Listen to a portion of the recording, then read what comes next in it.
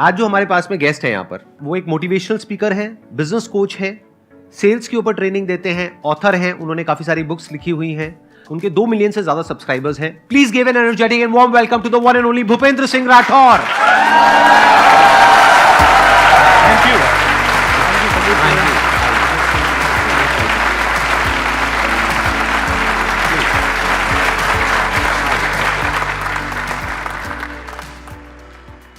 बहुत कम लोग होते हैं जो जिंदगी में आगे बढ़ते हैं, और उनमें से भी बहुत कम लोग होते हैं जो अपने से नीचे वालों को आगे बढ़ाते हैं। आई थिंक उनमें से एक संदीप सर हैं।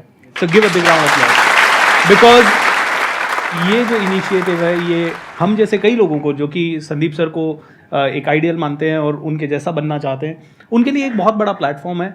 So sir, I would say that this is really really helping even all of us to grow exponentially and to reach to those people probably whom we are not able to reach. मेरा ये जो initiative है, इसके मेरे 2 motive हैं कि एक तो ये है कि आपके जैसे अलग अलग लोगों से मिलने का मौका मिलता है, एंड सेकंड कि ऑडियंस को भी हर बार कुछ नया मिलता है। Absolutely. एक नया पर्सपेक्टिव मिलता है। अब मुझे कब तक सुनते रहोगे? बोर नहीं हो गए क्या? Never sir. नेवर। सुनते रहने का दिल करता है। सिर्फ सुनते रहने का दिल करता है। बीवी हूं मैं आपकी। तो अब हम शुरू करते हैं आज के सेशन को। अगर आप में से किसी के पास में भी कोई क्वेश्चन है सेल्स से रिलेटेड, मोटिवेशन से रिलेटेड, लाइफ से रिलेटेड, तो आप इनसे पूछ सकते हैं। मैं बस यही पूछना चाहती हूँ कि वो लॉ ऑफ अट्रैक्शन कहाँ तक सही है और किस तरह से काम करता है ये हमारे जीवन में। मैं इसको यही कहता हूँ कि everything is an action and reaction. आपने सवाल पूछा तो मैं जवाब दे रहा हूँ। आज मैंने सोचा कि मैं दिल्ली पहुंचूं, इस स्टूडियो में आऊं, तो मैं यहां पहुंच गया।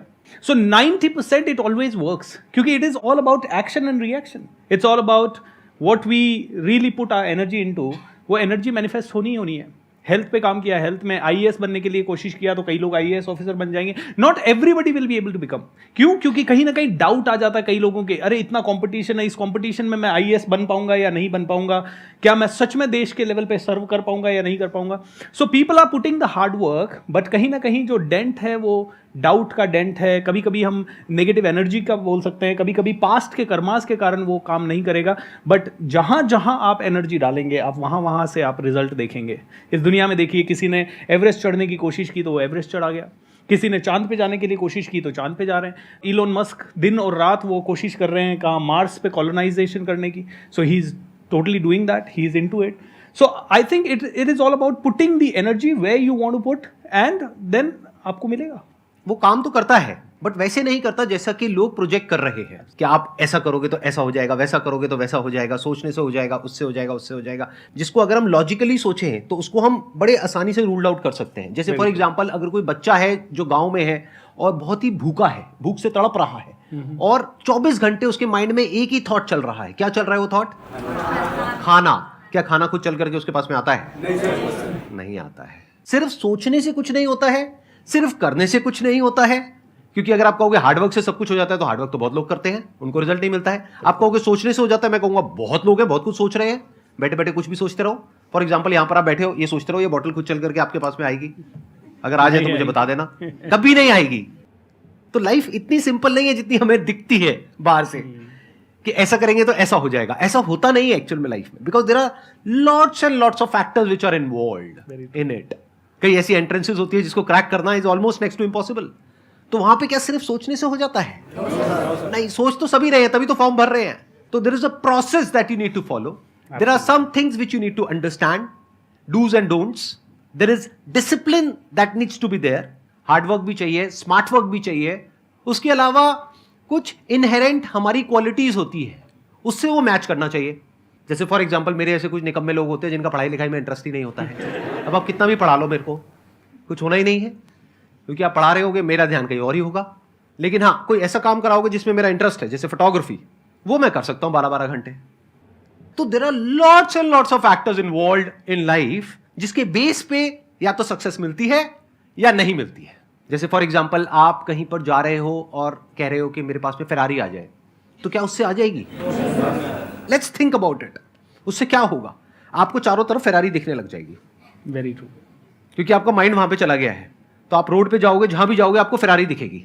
और हो सकता है इस लालच की वजह से, ये जो आपके अंदर ग्रीड आई फेरारी की, आप डिजर्व तो करते नहीं हो, कोई इंसान आए, वो आकर के कहे तुम्हें क्या चाहिए, अब आपके माइंड में क्या घूम रहा है 24 घंटे? फेरारी। कौन से कलर की चाहिए? रेड। कब चाहिए? अभी चाहिए। अभी पागल हो क्या? मे बी 5 साल बाद। ऐसी तो बोलते हैं ना कि गोल सेटिंग करो। 5 साल बाद आपने ये तीनों चीज अपनी बता दी, अब आपने अपनी डोर उस इंसान के हाथ में दे दी है, वो आपको जैसे चाहे वैसे नचा सकता है। ये देखो, ये रास्ता है। आप कहोगे oh my God, I was thinking about it and I got it. मेरे को मिल गया वो रास्ता जो चाहिए था, जबकि वो रास्ता है उसकी फेरारी का। आपकी आए ना आए, उसकी पक्का आएगी। 100%। हो सकता है आपकी मारुति बेचनी पड़ जाए आपको।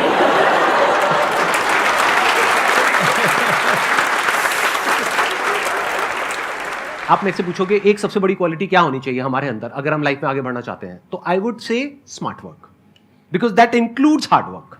Very true.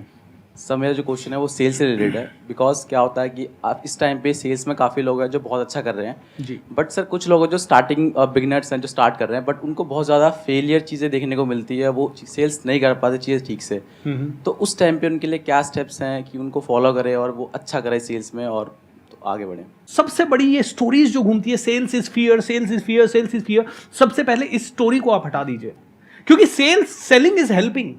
किसी ने मुझे, मेरे पास आया कोई और उन्होंने मुझे सबसे पहले कहा भूपेंद्र पब्लिक स्पीकिंग तेरे लिए बहुत इंपॉर्टेंट है। और मैं आईटी के फील्ड में, मैं दिन रात कंप्यूटर चला रहा हूं। मैं यहाँ गुड़गांव में कन्वर्जिस में काम करता था और यहाँ से फिर मैं गया पुणे। तो कंप्यूटर फील्ड में पब्लिक स्पीकिंग का कोई रोल नहीं था संदीप सर, लेकिन किसी ने मुझे सिखाया पब्लिक के सामने बोलो, और मैं उससे डर गया। तो बेचने वालों से डर बचपन से ही हमें लगता है, क्योंकि हमें ऐसा लगता है कि बेच रहा है मतलब हमें लूट रहा है। और हमारे माइंड में भी यही स्टोरी है, जब हम बेचने जाते हैं किसी को तो हमारे माइंड में भी यही आता है, अरे बेच रहा है, लोग सोच रहे हैं ये लूट रहा है। बट मुझे ये बताइए, बिना बेचे वो लड़की मुझे मोटिवेशनल स्पीकिंग का प्रोग्राम या पब्लिक स्पीकिंग का प्रोग्राम बेच नहीं सकती थी। Now let me ask you this, क्या उन्होंने मुझे बेचा या उन्होंने मेरी सबसे बड़ी हेल्प कर दी? हेल्प करें। तो वापस से मेरे साथ सब लोग बोलिए, सेलिंग इज हेल्पिंग। जब आप सेल्स कर रहे हो और अगर आपके पास बहुत अच्छा प्रोडक्ट है, अगर आपके पास बहुत अच्छा आइडिया है, तो you are helping the world और नॉट? तो सबसे पहली फीलिंग होनी चाहिए जब भी आप सेल्स करने जाओ, that I am helping the world. But yes, only you need to ensure that your motto should not be just to fill your family और योर मनी और your Ferrari. Your motto has to be really genuinely interested in that person. दूसरी चीज, मेरा एक ही philosophy है, my product is the best. अगर मेरा प्रोडक्ट बेस्ट है तो उसके बाद मैं सेल्स इस लेवल पे करूंगा कि फिर मेरा मंत्रा एक ही होगा, sell till they either buy or till they die. Till they die doesn't mean that they literally die, till they literally push me out of the door कि यार भाग जाओ यहां से, तुम्हारा चेहरा भी नहीं देखना चाहिए। क्योंकि मेरे को मेरे प्रोडक्ट पे विश्वास है, मेरे को अपने ऊपर विश्वास है। मुझे पता है ये प्रोडक्ट पब्लिक स्पीकिंग का जब मुझे किसी ने सेल किया तो उसे इतना विश्वास था कि रात को 10 बजे वो मेरे पास आई और 10 बजे आके, Bhupendra you should enrol, you should enrol, you should enrol. And I was like, ma'am आप इतना पीछे पड़े हो, मैं कल कर लूंगा। उनको पता था कि कल पे छोड़ा तो ये कभी नहीं आएगा हाथ में। एंड दोस्तों, it really help me big time. Selling is not about only selling and getting money, selling is all about everything. मुझे मेरे बेटे को भी पढ़ने के लिए अगर इंस्पायर करना है तो I need to find a way to sell him that idea कि बेटा ये पढ़ के ये हो सकता है। एम आई राइट और रॉन्ग? अगर मुझे अपने आप को भी कुछ किसी लेवल के लिए मोटिवेट करना है तो मुझे अपने आप को भी बहुत सारी दलीलें देनी पड़ती है कि ये करो ये करो। सो सेल्स कहाँ नहीं है ये बताइए। बट कई बार ये the only reason we all don't like it, क्योंकि कहीं ना कहीं कई लोग जो सेल कर रहे हैं उनका मोटो अलग हो जाता है। उनका मोटो ये रहता है कि बस कस्टमर को प्रोडक्ट चला जाए, हमारे पास पैसा आ जाए। My sincere request from this platform is that only sell what you believe in and what is really good for the humanity and for this country. That is what I can से।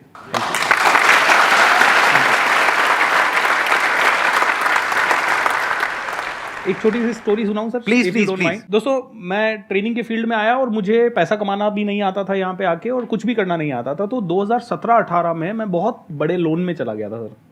और loan में क्यों चला गया? क्योंकि मुझे business करना नहीं आता था। I am the first generation businessman in my family.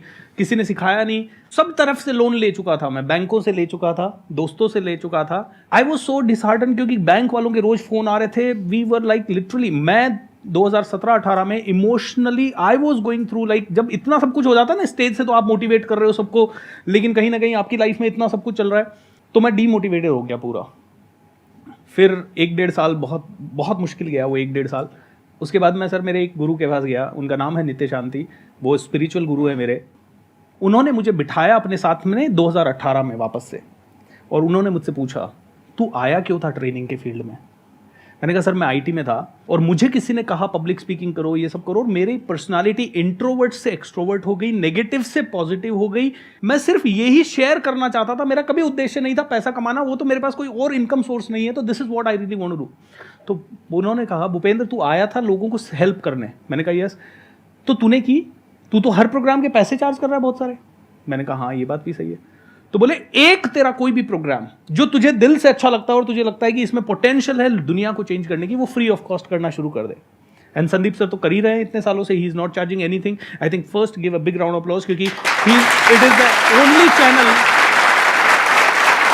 It is the only channel in the world sir, everybody knows, it is a known fact कि आप YouTube से भी पैसा नहीं कमाते, न एक भी एंगेजमेंट से पैसा कमाते, और पैसा देने के लिए आपको शायद आज एक एक सेशन के 10-10 करोड़ रुपए देने को लोग तैयार हो जाएं, but then he doesn't charge for that is the greatest service to this nation I think.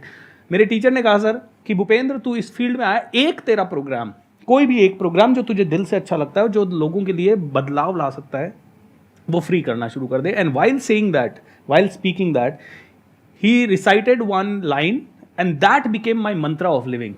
The line was, when you support the world selflessly, the whole universe supports you endlessly.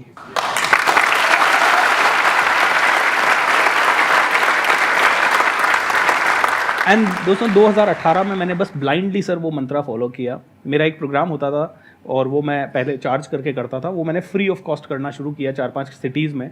बड़ा मुश्किल था मेरे लिए, loan में already था बहुत सारा, लेकिन पता नहीं क्या हुआ, भगवान ने ऐसा हाथ पकड़ा उसके बाद गाड़ी ऐसी चली गई।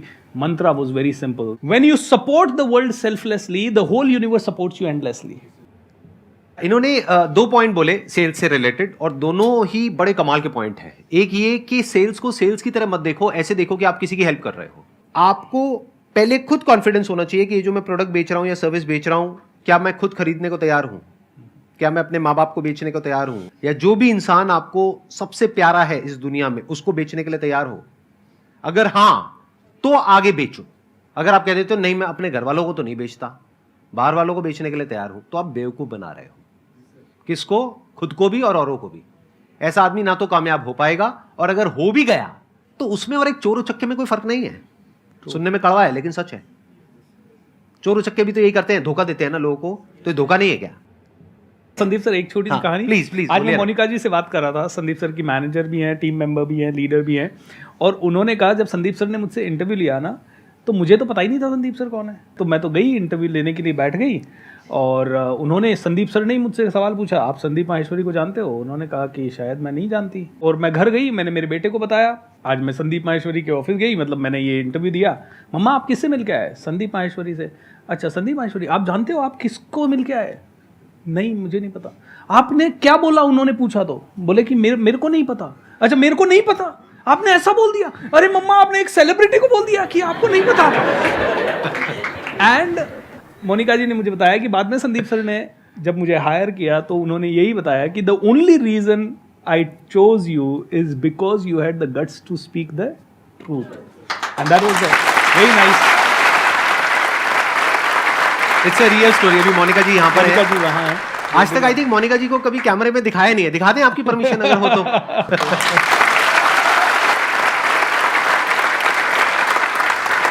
सच बोलने की जो ताकत होती है ना, वो इतनी है जितनी आप सोच भी नहीं सकते। चलो अपने ऊपर रख करके देखो, आप इस जगह पे बैठे हो, आप इंटरव्यू ले रहे हो, और सामने इतने सारे कैंडिडेट्स बैठे हैं, इसमें ज्यादातर लोग हैं जो आ करके झूठ बोल रहे हैं।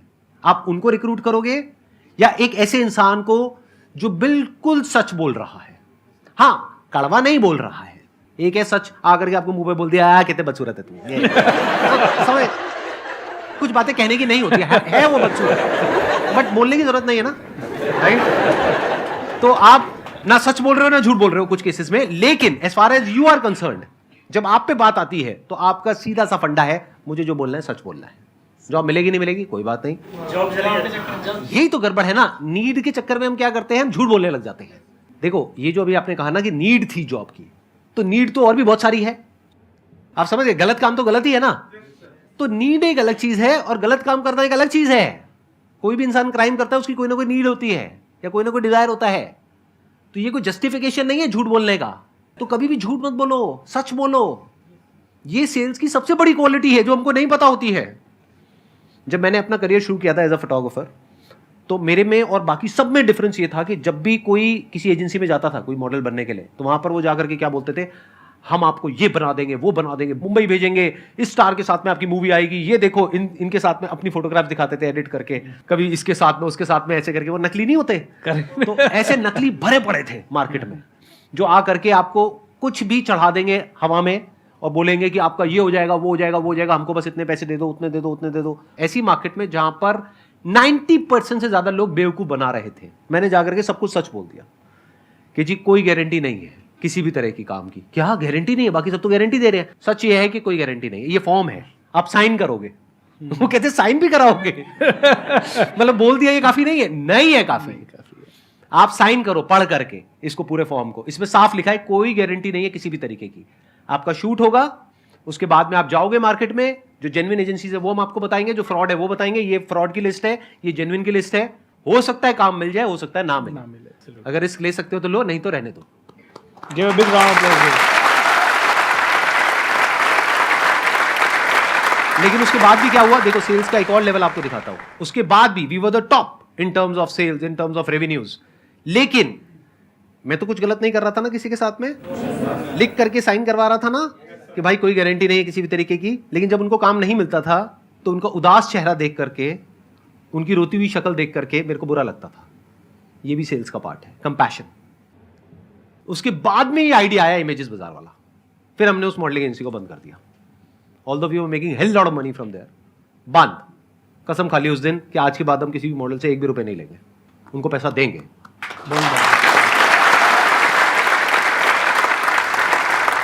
तो ऐसे जब हम सोचने लग जाते हैं ना, तो रास्ते अपने आप खुलने लग जाते हैं। सर मेरा सिंपल सा सवाल सर आपसे ये है कि कब कैसे डिफाइन करें कि हमें किन चीज़ों से फ़र्क पड़ना चाहिए और किन चीज़ों से फ़र्क नहीं पड़ना चाहिए?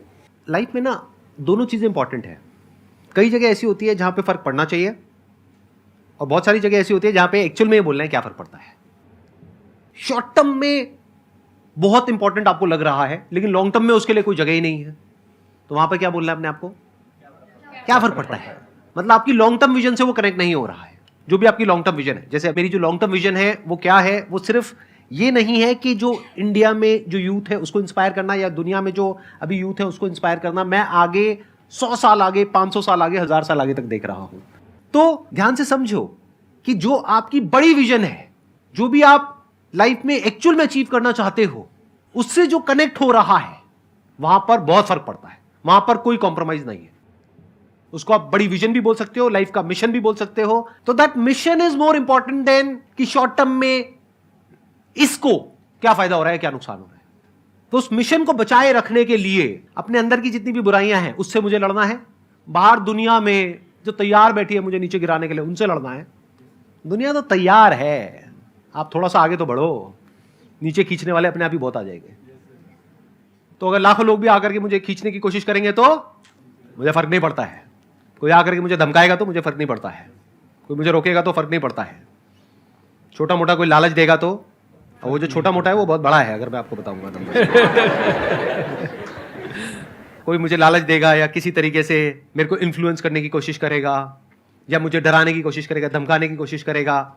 2 तरह से कंट्रोल किया जाता है एक इंसान को, लालच से या डर से। तो कोई अगर मेरे को आकर के लालच से कंट्रोल करे या डर से कंट्रोल करे, किसी के बाप में भी दम नहीं है कि मुझे कंट्रोल कर सके।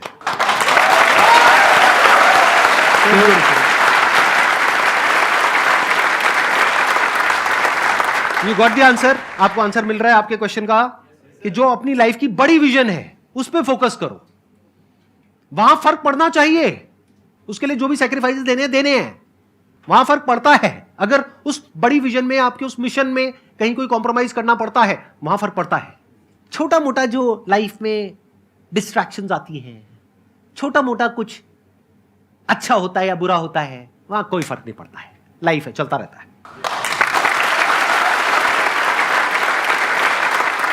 Wish you all the best. It was pleasure meeting you and pleasure talking to all of you. And thank you so much, sir, for coming. Sir, it thank you means so a lot much. to me. Thank you so much. Sir. Thank you so much. It was pleasure meeting you. Thank you so much for coming, ji.